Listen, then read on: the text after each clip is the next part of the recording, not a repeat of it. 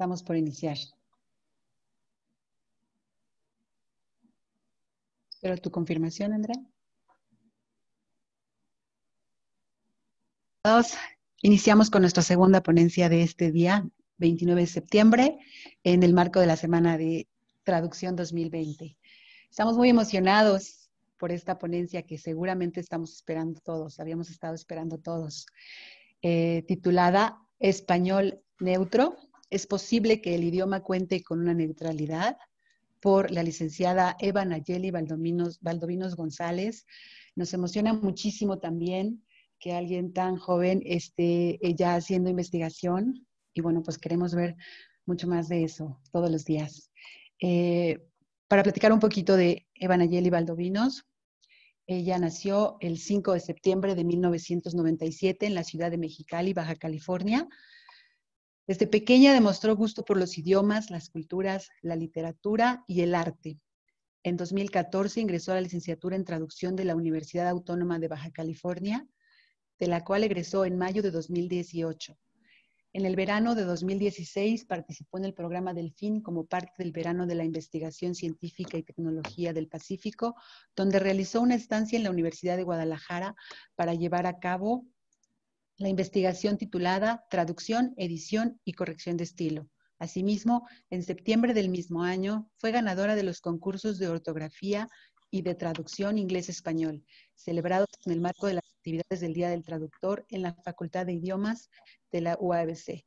Como dato adicional, participó en una antología que fue publicada en Mexicali en abril de 2018, en donde dio a conocer 2 relatos de su autoría, cumpliendo así uno de sus más entrañables sueños de la infancia.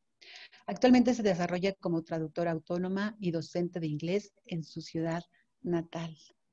Bienvenida, Eva. Muy buenos días y muchísimas gracias por tu participación. Te dejo entonces el micrófono. No, bueno, buenos días. Muchas gracias a todos por el interés en el tema. Es un tema que creo yo que no es tan explorado como debería ser. Es una buena alternativa, pero existen ciertas disparidades entre si realmente es tan buena como se prevé, ¿no? Y bueno, voy a dar inicio a esta ponencia. Espero que puedan disfrutarla y obviamente si tienen dudas, pues al final responderlas. Bueno, el tema, como ya lo mencionó la presidenta, es español neutro. ¿Es posible que el idioma cuente con una neutralidad? Creo que es una pregunta que muchos traductores profesionales de la lengua nos hemos hecho en algún momento, en esta búsqueda inalcanzable por expandir nuestra audiencia, llegar más allá, pero de pronto la barrera de las variantes del idioma nos pueden limitar un poquito, ¿no?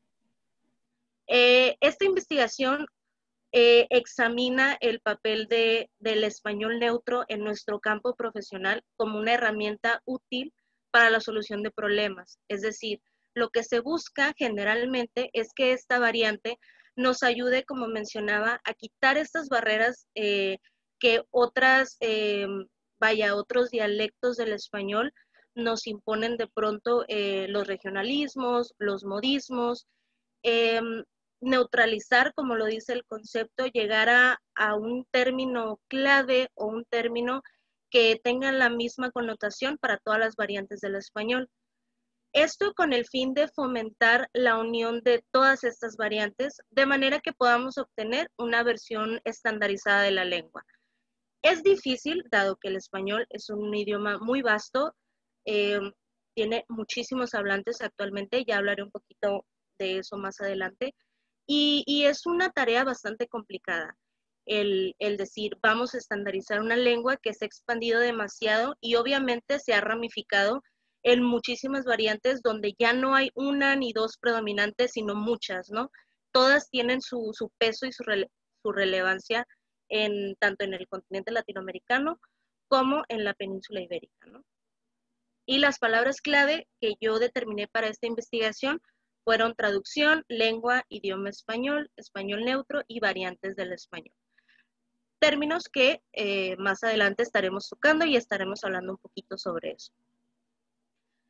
Bueno, comienzo esta investigación y comienzo esta ponencia con una cita de Delgado, que dice, el lenguaje es un instrumento social que posee una comunidad determinada y que la constituye porque le entrega una forma de intercambiar experiencias. Esto es, el lenguaje no solo es una herramienta de comunicación, sino que es un instrumento que nos permite forjar lazos, tener uniones con grupos de personas solamente por compartir el mismo canal de comunicación, que en este caso sería nuestra lengua. El hecho de hablar una cierta lengua ya nos impone ciertas experiencias que tendremos a lo largo de nuestra vida. Si nos encontraremos en ciertas situaciones solamente por el hecho de compartir esta lengua. Esto es, siempre tendremos algo en común con algún otro hablante, ya sea no solamente que esté ubicado en México, como es mi caso, sino que esté ubicado en Perú, en Colombia, en España, en Venezuela, etcétera. Hay que partir diciendo que el español viene de la familia indoeuropea, donde se encuentran las lenguas romances, como ya lo sabemos, y ha habido una evolución gigantesca desde que aparece por primera vez y en siglos posteriores cuando se intenta estandarizar por Alfonso X en España. Actualmente pues, cuenta con 560 millones de habitantes. Esto no solamente incluye hablantes nativos, sino también hablantes que lo tengan como un segundo idioma. Hay demasiadas variantes dentro de la lengua española, como ya mencionaba. No solamente hablamos de predominantes, como quizá antes era el caso, que hubiera uno, dos, que eran los más relevantes, sino que ahora podemos hablar de la variante venezolana, colombiana, peruana, costarricense, dominicana, etc. Sin embargo, dentro de cada una de estas variantes hay más variantes, ¿no? En el caso de México, por ejemplo, el español mexicano constituye, una de las ramas del español que más impacto ha tenido en diferentes medios de comunicación, pero incluso dentro del español mexicano hay distintas ramas. Está, por ejemplo, los modismos que se utilizan en la región norte, a los que se utilizan en la región del centro, del sur, la costa, el sureste. El español como tal es demasiado vasto y es difícil, como comentaba, lograr darse a la tarea de enmarcarlo todo en una cierta pauta, en ciertos lineamientos y decir, esto es lo neutral y esto significa tal cosa en todas las variantes posibles, ¿no? La idea de estandarizar el idioma, la idea de neutralizar la lengua, surge desde el momento en que una traducción, ya sea escrita o sea audiovisual, empieza a rebasar la audiencia a la que se tenía prevista. Pasa el caso con los doblajes de Disney, ya hablaremos también más adelante sobre eso. Es el caso más relevante en cuanto a la traducción audiovisual, donde se empieza a ver la brecha entre las diferentes variantes del español. Es aquí el primer intento donde empezamos a forjar esta unión para lograr este español internacional, como también se le conoce, pero el resultado no fue el esperado. Puede que haya tenido algo de éxito al principio, sin embargo, decayó mediante pasaron los años y, vuelvo y repito, se crea esta disparidad todavía más grande de lo que ya lo era al principio. Como comentaba, hay disparidades entre las voces latinoamericanas y voces castellanas. Cuando digo voces, me refiero de forma literal a la voz, el audio que escuchamos, no solo en doblajes, sino también incluso con las actuaciones de voz. Para los latinoamericanos es difícil que una voz en castellano no suene natural, así como lo es para una persona de España que una voz latinoamericana le suene natural. Siempre va a haber algo como, algo falta aquí, no está completo, ¿no? O bien lo entiendo, sin embargo no es algo con lo que yo me pueda identificar o con lo que yo me pueda sentir a gusto, ¿no? Cómodo. La problemática de la investigación es la siguiente. El español internacional, considerado como neutro, entre comillas, sigue presentando irregularidades. A pesar de que ya se intentó estandarizar la lengua una vez, sigue habiendo diferencias y realmente el resultado, como mencioné, no es el que ha sido esperado. Entonces, ¿por qué la variante castellana, una vez que nosotros intentamos neutralizar el idioma, se considera como la mayor exponente del español estándar?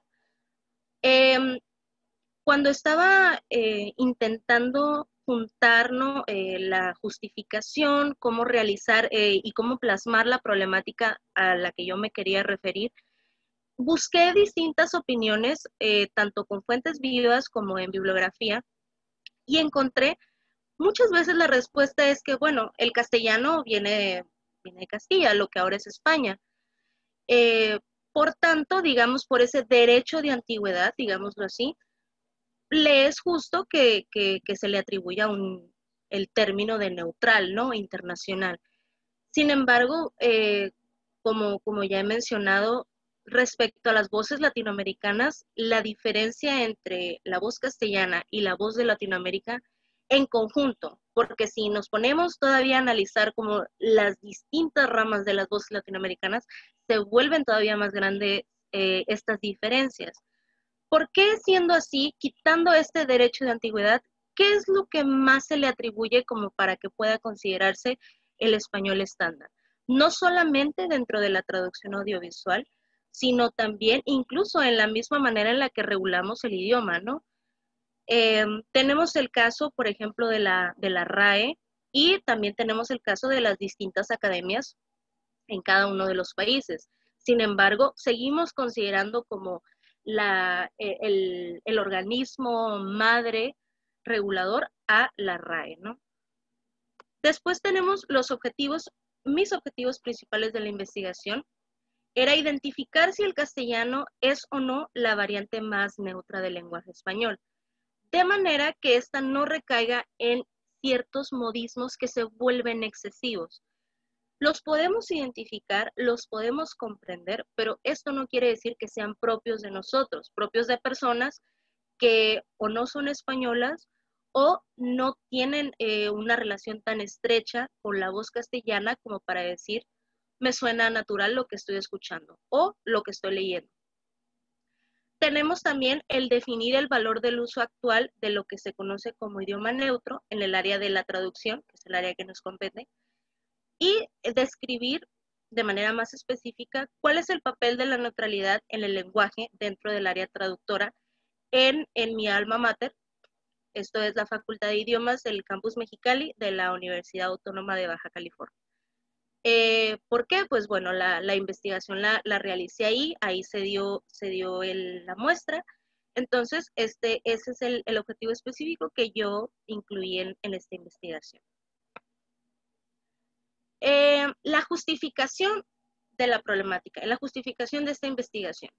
El español es muy vasto y como tal, como en cualquier otra rama, al ser tan amplia, van a existir ciertas diferencias dependiendo el uso y dependiendo la situación geográfica también.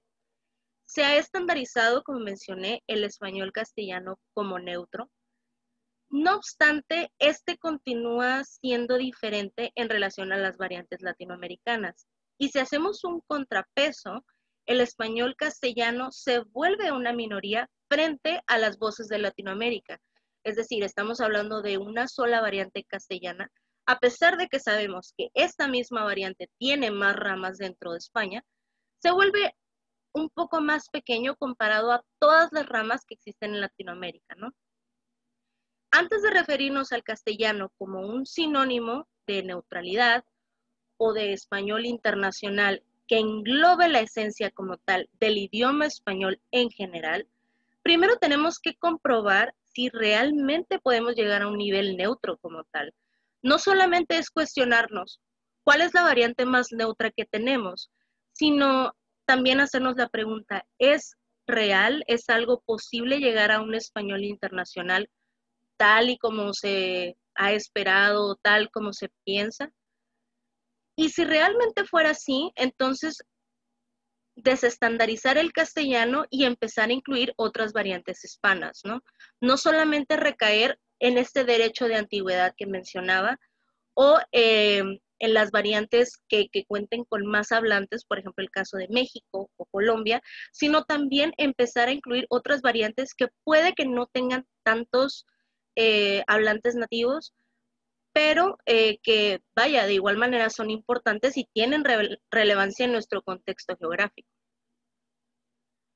Empezamos con las generalidades, con los conceptos clave de esta investigación. Primero tenemos el concepto de lengua.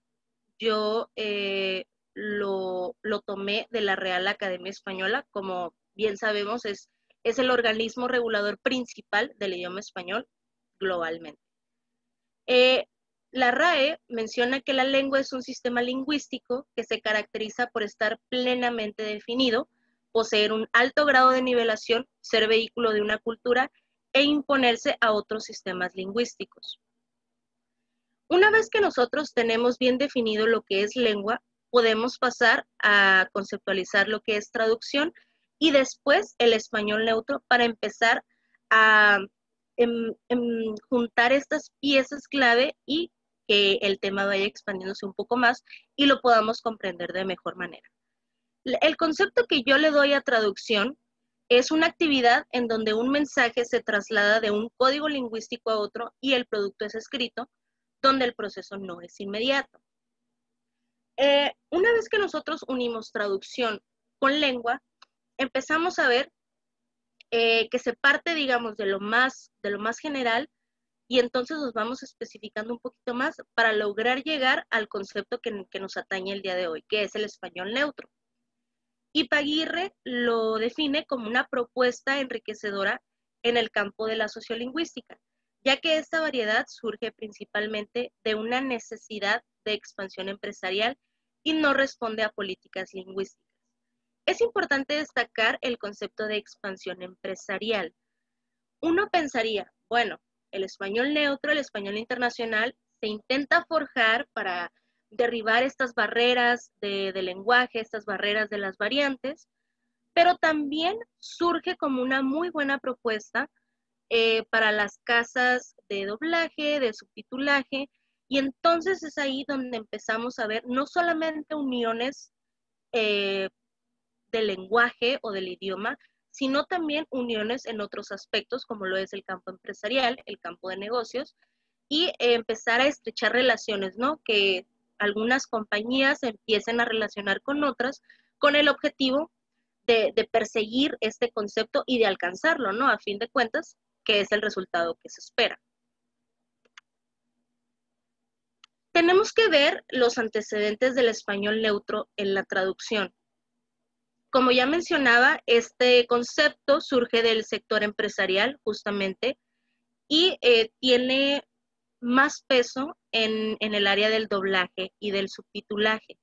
Las empresas empiezan a ver este concepto como una solución a todos los problemas, ¿no? Como una solución mágica que puede resolver los problemas que se encuentran entre las diferencias entre un español y otro.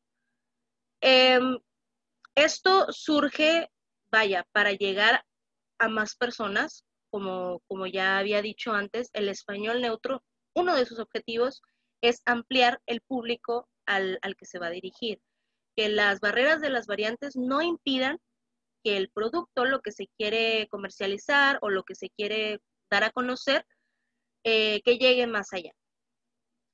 Entonces, el español neutro, como mencionaba, surge como una solución a esos problemas, una manera de unificar la península ibérica con América Latina. Empiezan a hacer doblajes, empiezan a haber subtitulajes, sobre todo en México. México se consolida como una de las regiones más vastas y más prominentes en el área del doblaje. Tenemos el caso de Disney, por ejemplo. La mayoría de las películas se grababan en México.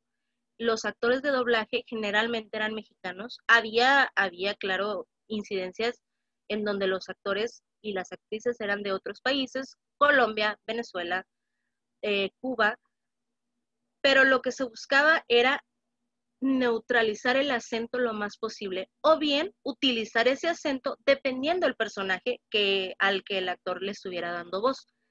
Los acentos se vuelven una manera de caracterizar a los personajes que estamos viendo en la película. Vaya, más que la voz de este personaje se vuelve un atributo importante que nos describe de cierta manera cómo es pues el personaje, ¿no? que estamos viendo. Todo aparentemente va bien, empieza a haber éxito con este concepto y sobre todo con la implementación de dicho concepto hasta 1991. ¿Qué sucede? La audiencia española, si bien puede comprender el mensaje, puede comprender las películas, admiten que el doblaje mexicano, los productos de las casas mexicanas son muy buenos, no se sienten identificados con las películas que están saliendo y con las voces que están oyendo. Empiezan a haber disparidades, empiezan a haber ciertas faltas que siente la audiencia española y no es suficiente. Está ahí, pero podría ser mejor. Y la opción que ellos proponen es, vaya, si la audiencia es española, que la voz sea española también, que el acento sea español y sea un acento que ellos puedan reconocer y con lo que se puedan sentir identificados y se puedan sentir familiarizados también. Es en 1991, con el caso de la película de La Bella y la Bestia, donde surge esta separación entre Disney latinoamericano y Disney España. Disney España se consolida como su propio productor de doblaje y entonces la audiencia española empieza a recibir y empieza a escuchar voces castellanas otra vez, voces con las que ellos se sienten cómodos y se sienten identificados, ¿no? Pueden incluso darse la libertad de utilizar ciertos modismos, ciertos regionalismos que la audiencia castellana va a entender porque, bueno, es propio de su tierra. Algo que no podría pasar, por ejemplo, en México, en Bolivia, en Honduras. Ahí existiría esta diferencia de modismos y obviamente el mensaje, si bien podría llegar la idea general, no llegaría de la manera en la que el traductor o la casa entera está esperando que llegue. Tenemos luego una cita de Mendoza, donde habla de esta variante del español neutro y menciona un poco sobre la historia de manera muy breve, cómo fue, digamos, la subida y la caída de este. Este existió aproximadamente por 60 años y se dejó de utilizar debido a que no funcionó. No obstante, pocos lo han investigado y o han analizado, a pesar de que jugó un papel de suma importancia en el mundo del doblaje al castellano. Su erradicación comprobó que no porque muchos países compartan un idioma, quiere decir que se sientan identificados con las distintas variedades del mismo. Era lo que mencionaba previamente, ¿no? El mensaje está ahí, el mensaje se entiende perfectamente. Sin embargo, no suena natural al oyente, no es algo que el oyente mismo diría o que saldría de sus palabras. Entonces es aquí donde empiezan las disparidades y las diferencias se van haciendo mucho más grandes. Porque bueno, uno consume estos productos que surgen de la traducción audiovisual y a pesar de que están ahí, son buenos, no es suficiente, le falta más, ¿no? Hay que recordar también que hay audiencias un poco más exigentes, pero creo que esto no recae tanto en la exigencia de la audiencia, sino en la comodidad de la misma. Decir, bueno, me siento identificado con esto, me gusta lo que estoy viendo, puede incluso que lo pueda aplicar a mi vida diaria, pero si entonces el idioma no es algo, partiendo de ahí, no es algo con lo que yo me sentiría cómoda, entonces, ¿cómo puedo yo identificarme con eso, no? Después tenemos el papel del español en la traducción. ¿Qué es lo que opinan ciertos autores sobre este concepto aplicado a nuestro campo profesional? Distintos autores obviamente tienen distintos puntos de vista. La mayoría, me atrevo a decir, lo considera una buena propuesta, una buena idea que debería explorarse un poco más de la manera correcta, con el fin de que podamos estandarizar, ¿no? Este concepto que venimos repitiendo, estandarizar, poner una pauta, ciertos lineamientos al idioma para alcanzar más audiencia. La autora García Izquierdo menciona que, por ejemplo, no solo en la traducción audiovisual podemos hacer uso del español internacional. En la traducción científica, que es en lo que ella es experta, ella menciona que sería una muy buena idea de manera que podamos unificar los términos científicos para que no haya disparidades entre comunidades científicas de distintos países hispanohablantes. Puede que en México a cierto término científico se le otorgue un significado o vaya una traducción, y esta traducción sea correcta, claro que sí, pero no es una traducción que se utilice de manera común en España o en algún país del Caribe, Sudamérica.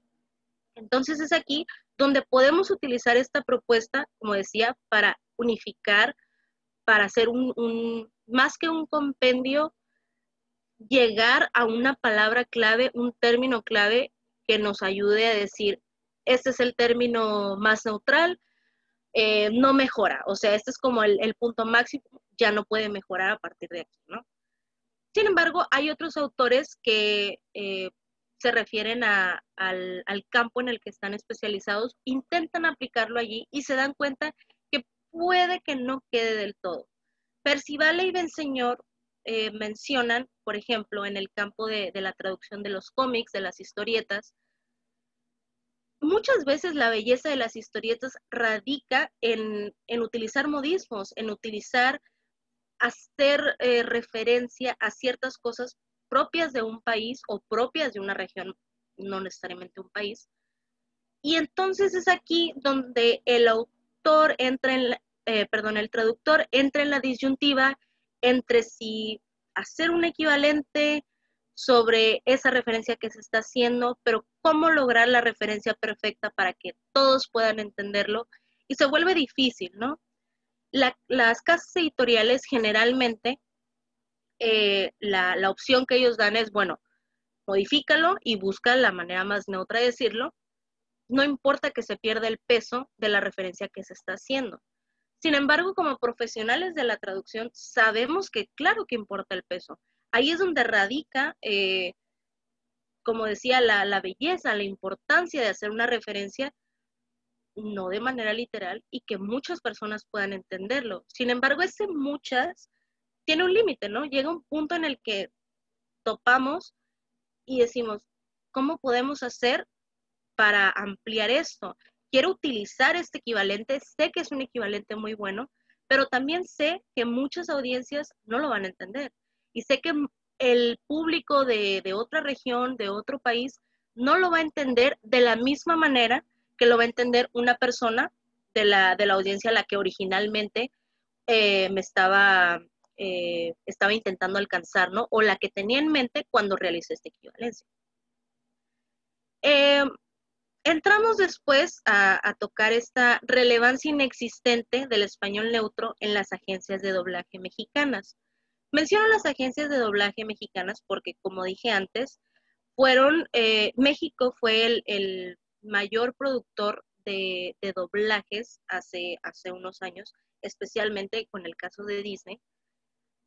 Y a pesar de que la idea era lograr este español internacional, eran películas que se iban a comercializar en toda Latinoamérica y en la península ibérica, eso no fue un obstáculo para que muchas agencias de doblaje se permitieran utilizar modismos mexicanos, se permitieran utilizar equivalentes mexicanos, equivalentes que muy probablemente solamente las personas de México iban a entender. Pasa, por ejemplo, el caso de la película de Pinocho, con el personaje del grillito, hace ciertas referencias y la manera en la que habla puede que nos recuerde un poco más al español mexicano que el español, por ejemplo, de Costa Rica, o el español de Puerto Rico, o el español de Argentina o de Chile, ¿no? Aquí ya no entra la voz como tal del actor que está interpretando al personaje, sino el guión, lo que está diciendo el personaje, lo que se preparó para que lo dijera. Entonces, como mencionaba, a pesar de que las agencias bien sabían que estas películas iban a tener un alcance increíble e iban a superar las barreras geográficas, aún así se permitieron hacer este uso de modismos, regionalismos, equivalentes, referencias, chistes, y es aquí donde entra la inconformidad de ciertos países de decir, a ver, esto no salió de mi país, me llegó a mí, lo estoy consumiendo, ¿por qué no puede ser un poco más neutral? ¿Por qué se tiene que enfocar mayormente en México? Entiendo que salió de allí, pero también tenemos que tomar en cuenta que México no es la única audiencia que va a consumir este producto, ¿no? Y empieza esta inconformidad de decir, ¿por qué no piensan en el público que hay más allá, en las demás audiencias, ¿no?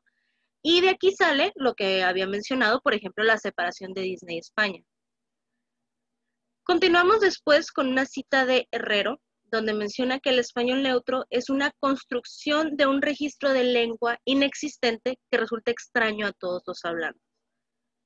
Esta cita puede ser un poquito polémica, me atrevo a decir, si bien la mayoría de las opiniones sobre el español neutro es que es una buena idea, que hay que implementarlo, hay que investigar sobre él y hay que hacer, mayores referencias respecto a este. A fin de cuentas, sí nos resulta un poco extraño. Creo que no hay ninguna, eh, no es común que nosotros utilicemos estos lineamientos para hablar de esta manera, ¿no? Continuamos con la metodología de la investigación. Se realizó una investigación cualitativa. Esta consistió con el instrumento de investigación, fue una encuesta. Realicé una encuesta, la muestra pues se ubicó en la Facultad de Idiomas de Mexicali, Baja California. Se les hizo una pequeña encuesta a los estudiantes de séptimo y octavo semestre, dado que son los últimos semestres de la carrera de licenciatura en traducción, para ver cuál era su opinión y cómo podíamos analizar estos resultados. Tenemos unas gráficas que nos indican el porcentaje de las respuestas que obtuvimos. La primera pregunta fue, ¿existe el español neutro? Hubo ahí unas ciertas diferencias entre que sí, no y según. Después tenemos posible variante del español considerada como la más neutral. Pusimos ahí unas opciones, ninguna, castellano, castellano de Madrid específicamente, latino, donde se incluye el mexicano, el chileno, etcétera, y otra opción donde el encuestado no entiende la pregunta. Aquí surgen más porcentajes, el 50% alude a que es el latino, donde se incluye el mexicano y el chileno, como la variante más neutral, ¿no? Y un 32% afirmó que ninguna, que no hay variantes neutrales en el español. Después tenemos una frase, dice, te pasabas los patios fumando en el lavabo. El encuestado tenía que interpretar esta frase a su mejor comprensión y tenemos aquí las opciones mayoritarias. No entiende o no contestó con el 50%, pasaba el tiempo o el rato fumando en el lavabo, pasaba su tiempo libre fumando en el baño con 12% y fumaba afuera. Después tenemos las consideraciones sobre la neutralidad del idioma, riqueza lingüística o nivel de neutralidad. ¿Qué es más importante o qué tiene más peso? El 69% contesta que riqueza lingüística y el resto que un nivel de neutralidad es lo que se espera o es lo ideal. Después tenemos características relevantes para una traducción entendible y natural. Tenemos aquí bastantes porcentajes.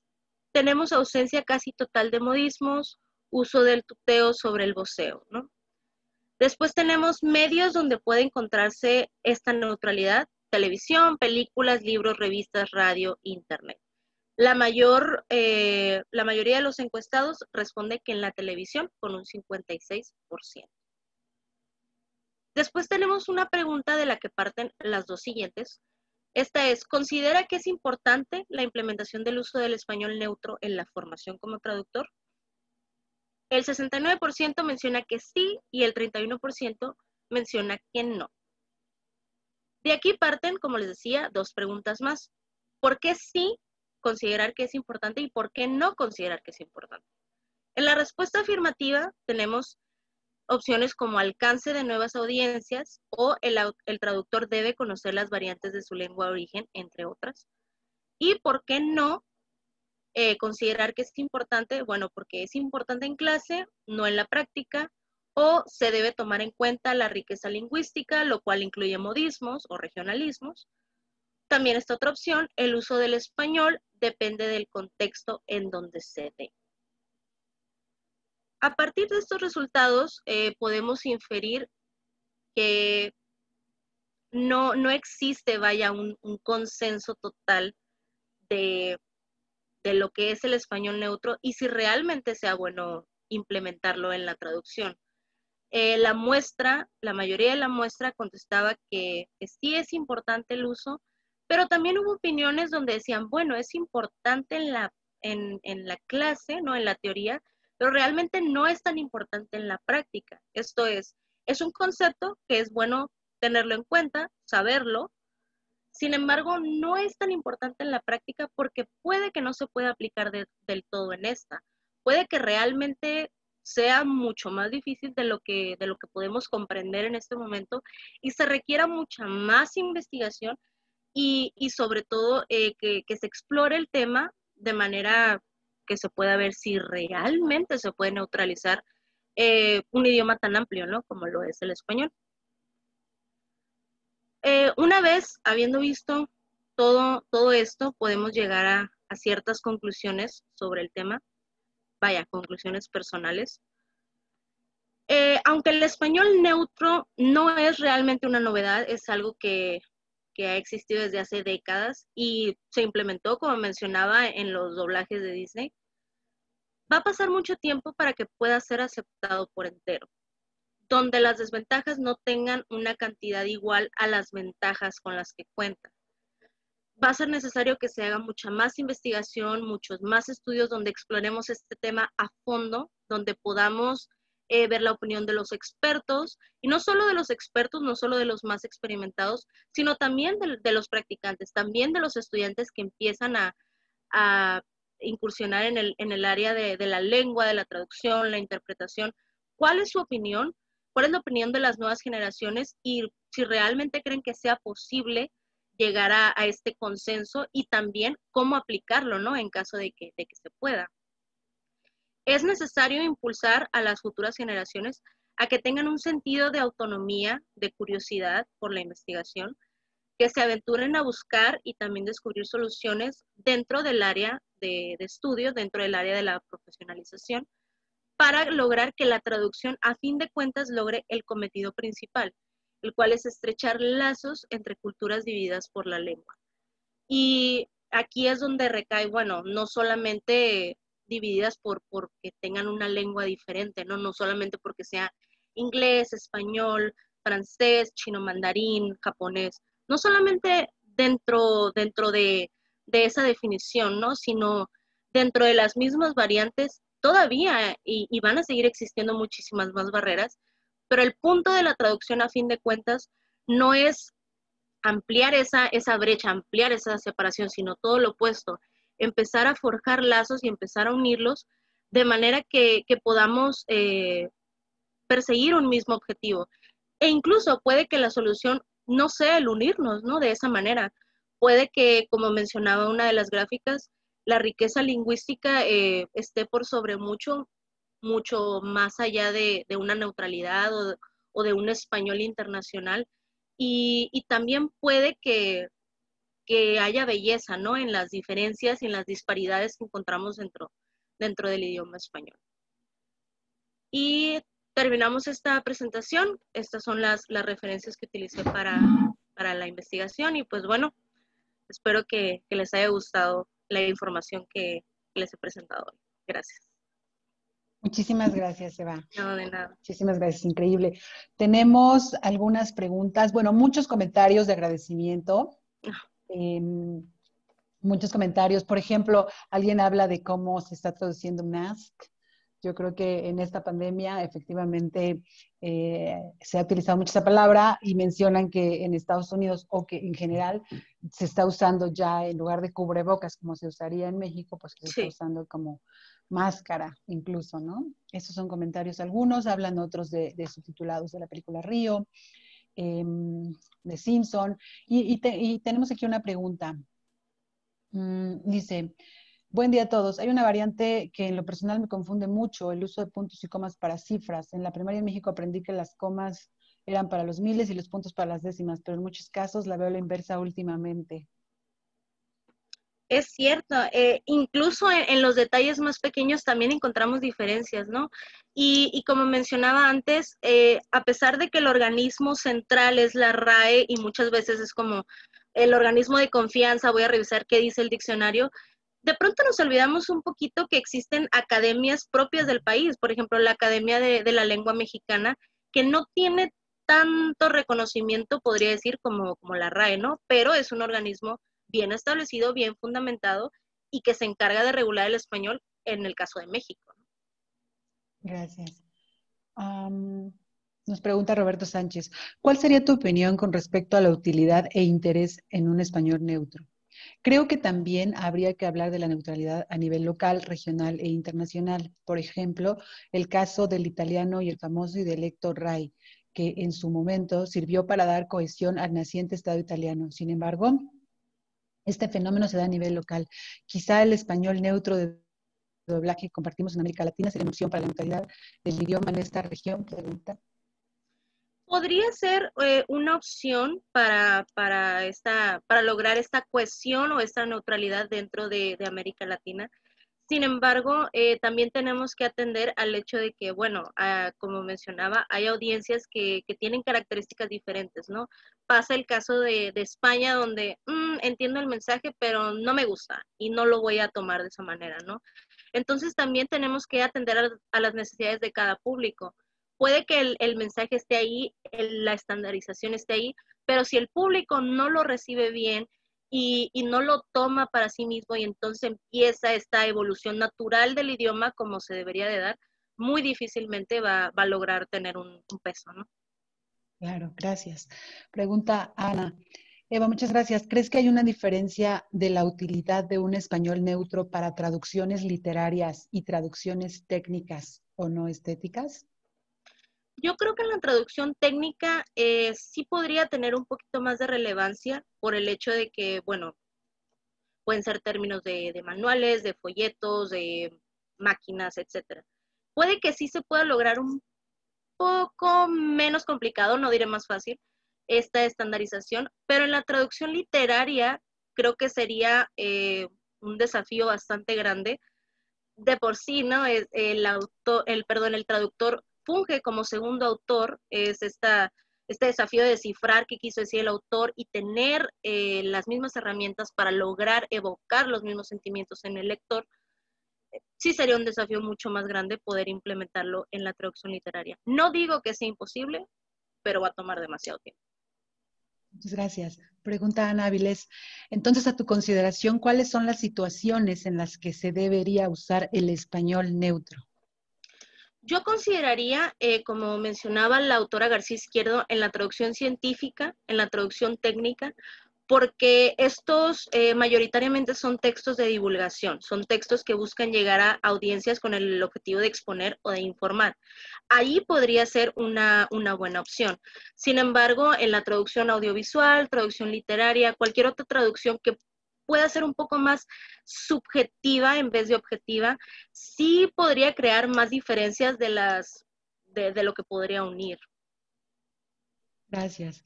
Yuri García nos pregunta, ¿no consideras que al utilizar el español neutro se pierden matices propias del idioma y que apartan de la fidelidad y fondo del discurso?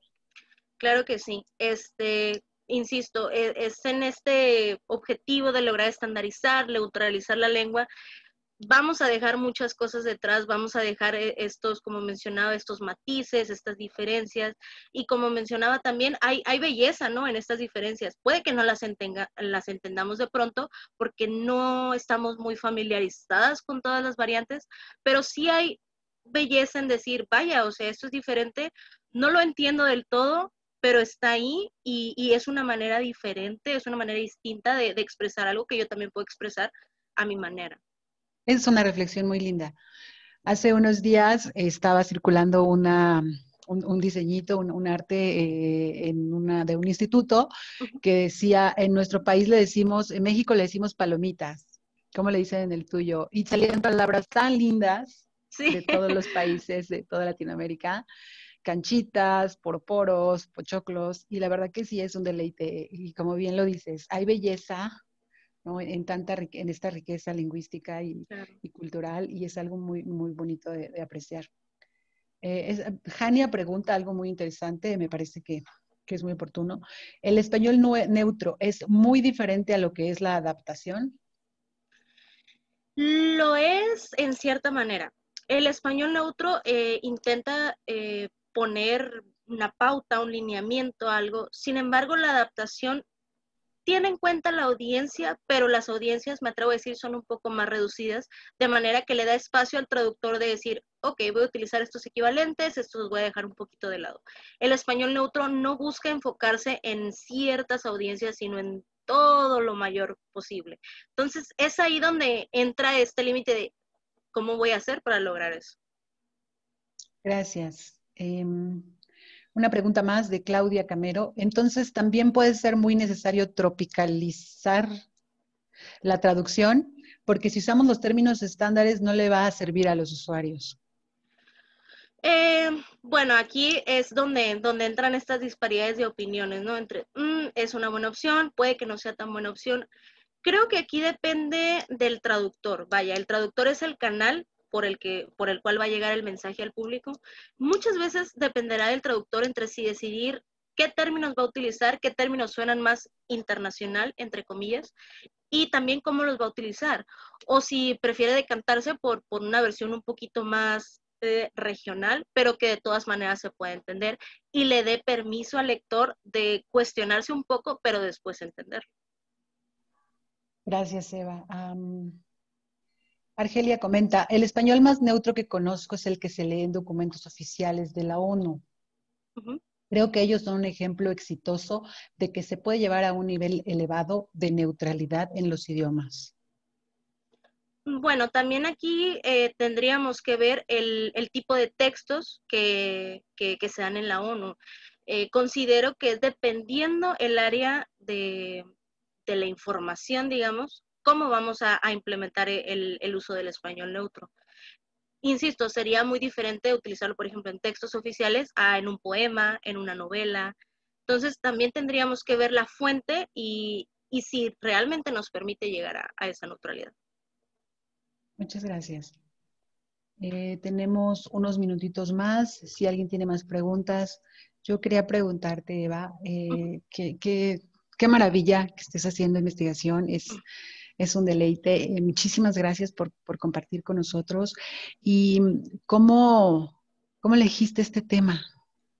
Bueno, como mencionaba, creo que es un tema bastante polémico y surge de comentarios que uno ve en el día a día o que escucha en el día a día decir, no, es que tienen que hablar en español neutro, porque si no, ¿cómo los van a entender? Y entonces yo me cuestiono, ¿qué es el español neutro? ¿Realmente hay un español neutro? Y empiezo esta investigación y veo las diferentes opiniones donde unos tienen el punto de vista más, digamos, firme, ¿no? Decir, no, claro que existe y podemos llegar a él si nos lo proponemos.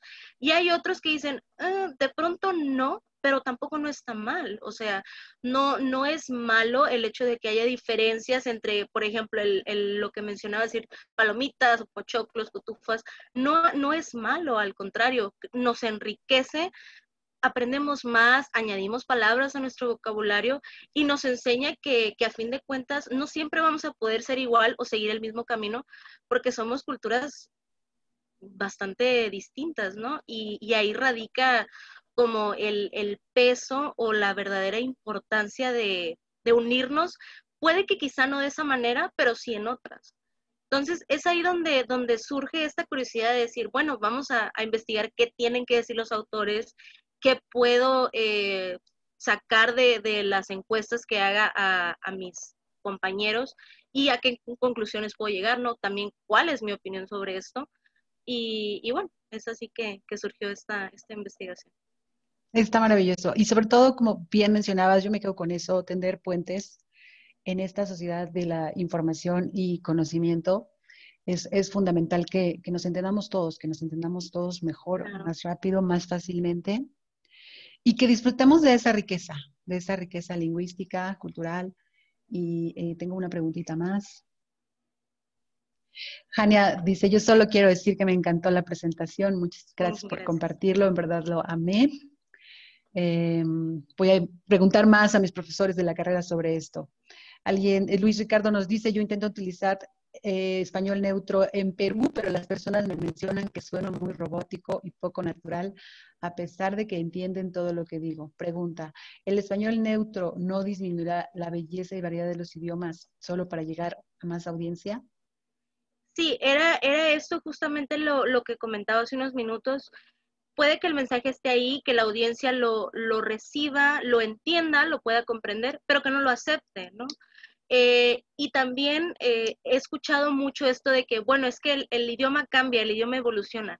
Claro, el idioma evoluciona por sus usuarios, pero no evoluciona de manera forzada. Tiene que ser una asimilación lenta y sobre todo natural. Y si no sucede esta asimilación al principio, o sea, si de pronto hay un rechazo tajante a esta variante, muy difícilmente va a poder lograr inmiscuirse, ¿no? Y lograr tomar una verdadera relevancia. Muchísimas gracias, Eva. Pues nada, damos por terminada entonces esta participación. Te agradecemos infinitamente en nombre de todo el Consejo Directivo del CEMELTI, todos nuestros asociados y por supuesto todos los asistentes. Y a los asistentes, muchísimas gracias por acompañarnos. Nos vemos en redes. No, Gracias, Eva. gracias. Gracias a Gracias, hasta luego. todos. Hasta luego.